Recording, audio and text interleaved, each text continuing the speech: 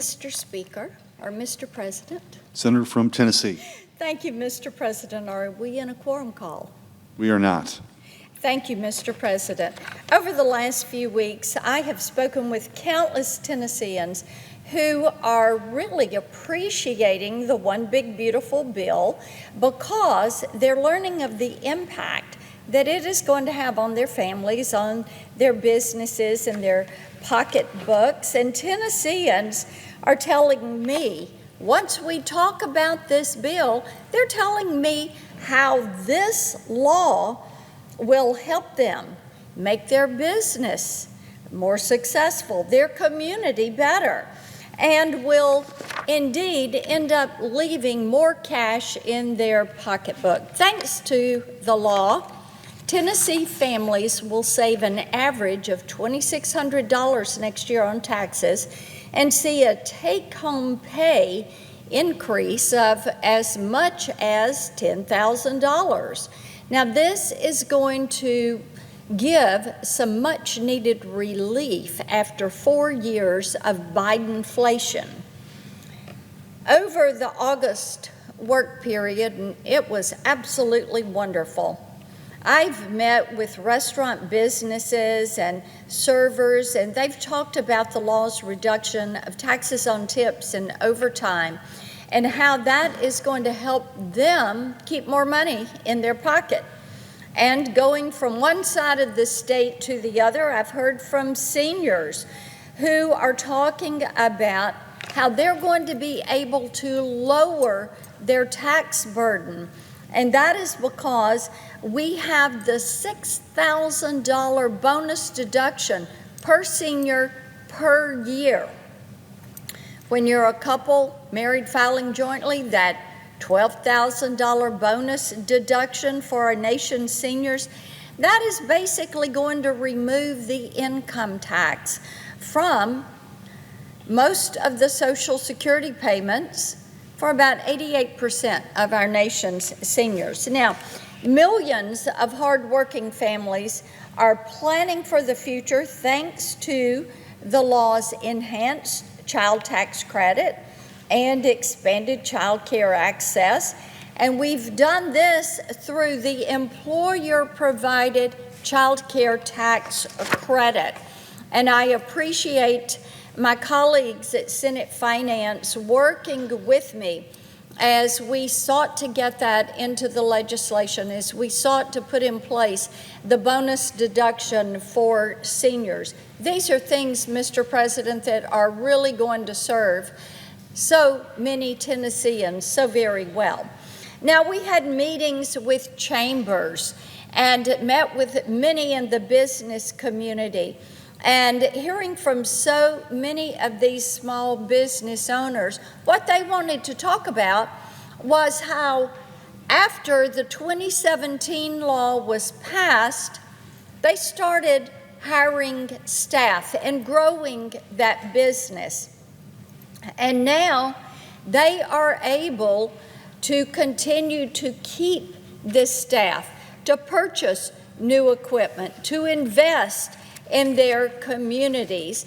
And by making these tax cuts, the 2017 tax cuts, permanent, the estimate is we will be protecting about 100,000 jobs in Tennessee. And much of this is because of the bonus depreciation, that 100% bonus depreciation deduction, immediate expensing of research and development, interest deduction, 199A for pass-throughs. And these companies are looking at how they grow. They're looking forward to this growth. I also had the opportunity, whether I was at the State Fair or meeting with some members of the ag community or the Farm Bureau, we talked about the provision that we have in the law that raises the estate tax exemption to $15 million or $30 million for a couple.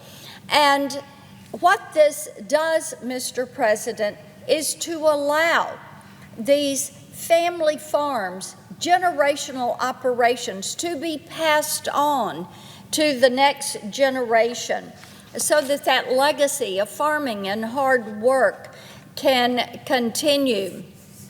We know that for small businesses, and so many of our nation's small business entrepreneurs, they've worked hard, they've built a business, they have built a manufacturing firm, and to know that they can pass it on to the next generation without fear of that generation having to sell the business in order to pay the tax. This provision, raising that death tax or estate tax exemption, is going to prohibit double taxation. There's about 2 million family farms that this is going to affect, and we know that they're appreciative of this. Now, for our military communities in Tennessee, and we have some wonderful military communities. We have Fort Campbell, that is primarily in Tennessee. We have the Millington Air Naval Station. We have Arnold Engineering. We've got the National Guard. We have such a strong presence in our state. And this legislation in the big, beautiful bill has $150 billion in a boost to our national defense funding. And this is a way we can push forward with modernization and make certain that we remain the strongest lethal fighting force on the face of the earth. There's also funding for the Gold Dome missile defense system. This we're beginning to see a good bit of work in when you talk about the low Earth orbit satellites and beginning to build out this Gold Dome defense system to protect our country. In addition to this, we have provisions in there for our military families to strengthen health care and child care and improve housing and education for our service member families. For 4 years under President Biden, Tennessee's suffered because of his anti-America energy policies. This sent the cost of electricity and gas soaring. So the big, beautiful bill ends these far left mandates and regulations and provides Made in America tax breaks to support energy production right here at home. You know, Mr. President, when I talk to Tennesseans, they want us to be energy independent. They don't want us having to depend on other countries to be able to get oil and gas. They don't want us to have to import that. They want energy independence. And President Trump's pro-energy policies and this agenda is the reason why over this Labor Day weekend, our gas prices at the pump were at the lowest level that they have been in 5 years. The lowest level. So this is something that people were noticing. They could feel that impact in their pocketbook. Now, the border and border security is vitally important to Tennesseans, and this legislation in the big, beautiful bill that is now a law has $75 billion in funding to hire additional ICE agents. And we have seen the results that have taken place by Homeland Security being out there, working with local law enforcement, conducting raids, apprehending these criminal, illegal aliens. And people have wanted to see this done. You know, Mr. President, I have not talked to one single person who has said, I want MS-13. I want Tren de Aragua living in my neighborhood. We want them buying a house here. We want them setting up shop here. But what they do say is this: thank goodness MS-13, Tren de Aragua, and these other violent gangs are being apprehended and they are being deported. That is what the Trump administration is doing, and it is exactly what the American people want to see done. We also have provisions in the big, beautiful law that will go back to building the wall and securing the southern border, so we never have an open border like we had during the Biden years, where people are running across that border, as many as 160,000 a month.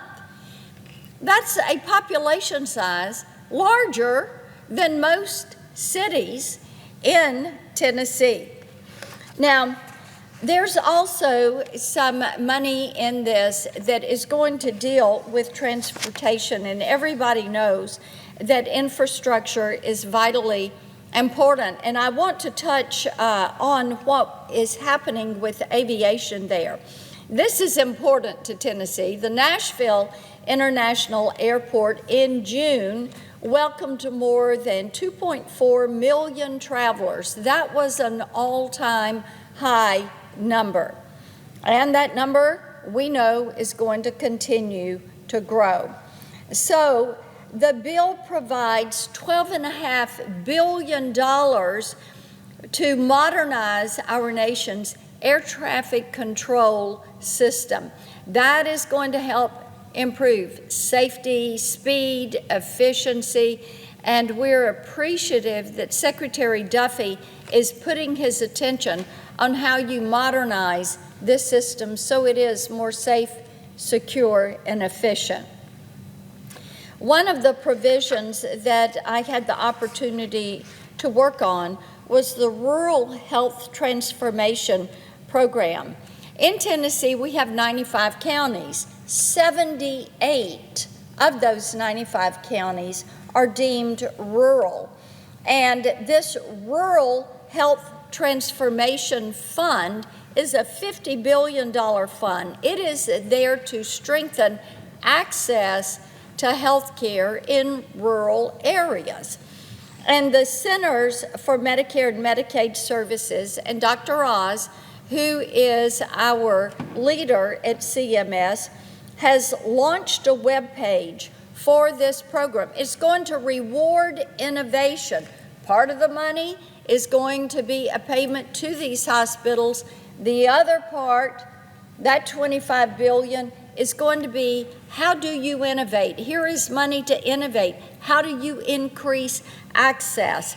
And our rural hospitals and health clinics who are working on this issue can go to cms.gov and they can pull down the information, how to apply for these grants, how to make certain that they are using the resources that are there, learning more about this program and how it is going to be able to help them increase access to health care, how they can focus on workforce development and retention, how they can look at innovative new processes and use technology.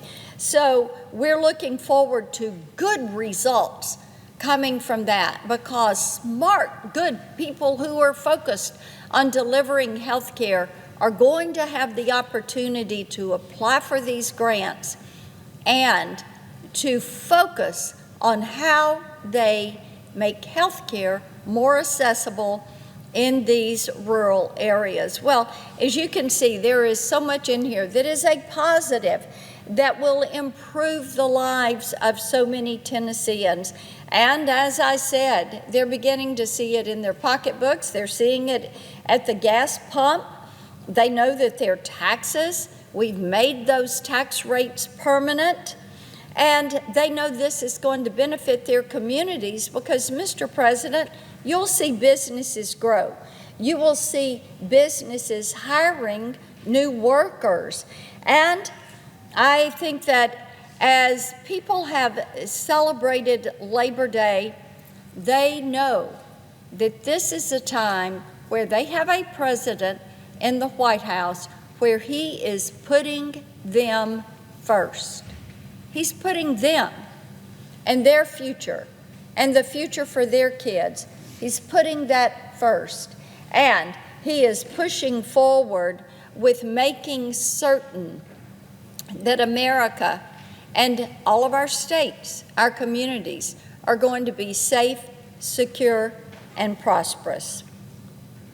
Thank you, Mr. President. I note the absence of a quorum.